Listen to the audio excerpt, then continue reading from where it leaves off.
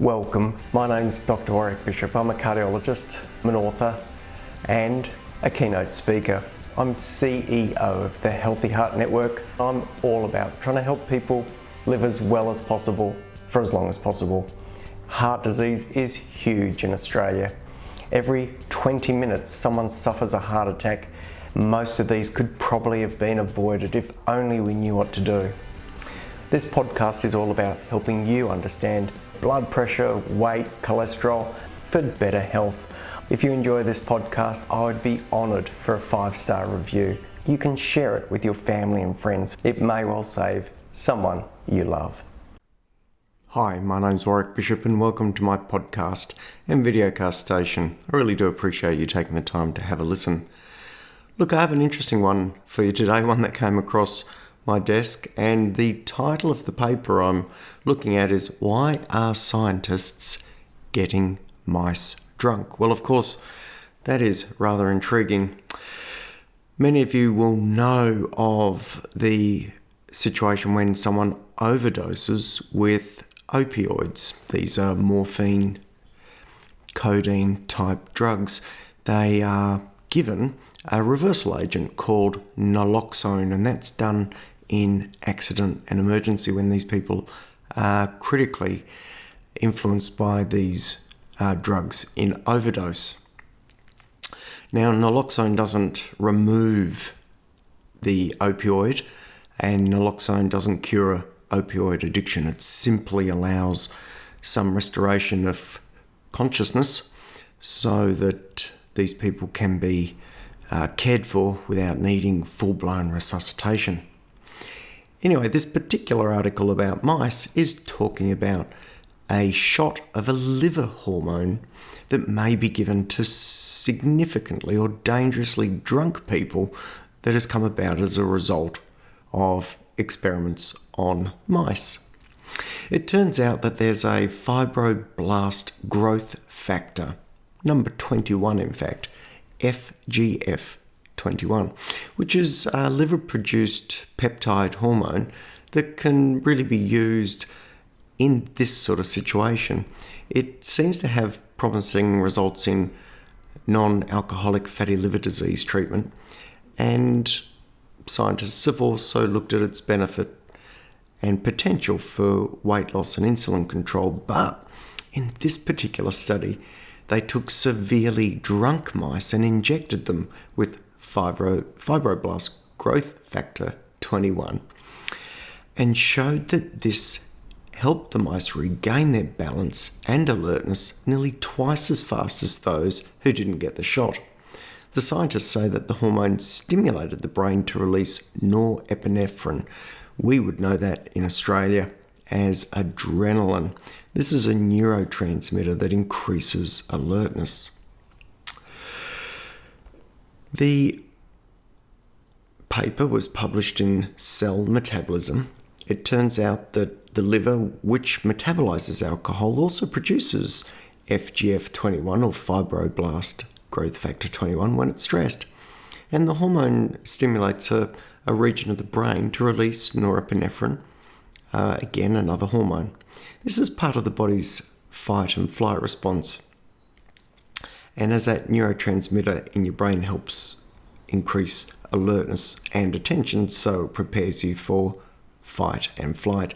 In the study, the mice had been genetically modified not to produce norepinephrine in response to FGF21, and the experimenters demonstrated that these mice fed ethanol to knock them off their feet. Those who were given FGF21 were able to get back on their feet in 1 hour 40 compared to 3 hours 46. So this was a very clean study where they literally took the fibroblast growth factor effect on epinephrine or adrenaline out of the equation altogether and then introduced it cleanly.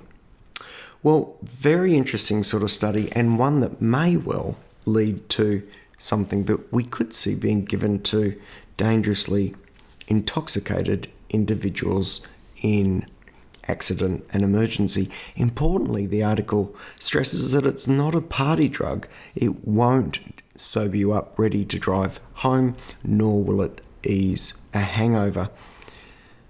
Also interesting is that it seemed to only have an impact on alcohol, as they had tried other sedatives like diazepam or Valium. They'd tried barbiturates like phenobarbital, and they'd even tried ketamine. So an interesting story where a liver-produced hormone peptide may well be a solution for these severely intoxicated individuals to help them through that critical time. Another trial that I'll touch on, and I may have mentioned this before, but it's worth repeating, is one that was done and organised through Australia. Importantly, it looked at the sort of graft conduits that we use for coronary artery bypass grafting. We can use the artery on the inside of the chest wall. That's called the internal mammary artery. We often do that on the left-hand side, and that's called a left internal mammary artery, or a lemur. We can also use the one on the right-hand side, and that's called the right internal mammary graft. And we can also use the radial artery from the wrist, the arm, and we can use vein grafts. Well, there's a lovely study done in Australia which looked at what are the best conduits. Well, number one, without question, was the left internal mammary artery. But it turns out that the radial artery is probably second best. And this is certainly important information and something that would come up as a conversation when someone who's due for surgery catches up with their surgeon to make plans for the procedure. Very interesting. That was over a 10 to 15 year period, and a nice reassurance of how we should be practicing going forward. Well, that's it for today. I hope you found those little snippets on drunk mice and grafting interesting. If you have any queries or questions, drop us a note. If you've got any questions for particular topics, also let us know. That's at info@drwarrickbishop.online. I'm going to wish you the very best. I hope you live as well as possible for as long as possible. Take care, and bye for now. Join the Healthy Heart Network and become part of our growing community. If you're interested in your heart health and risk of heart attack, then join the Healthy Heart Network for only $5 as a lifetime member. This represents $55 worth of value. We offer and help people understand their present state of heart health, what their current level of risk is, and the positive steps they can take to improve their risk of heart attack in the future. Go to www.healthyheartnetwork.com.au and click the Join the Family button.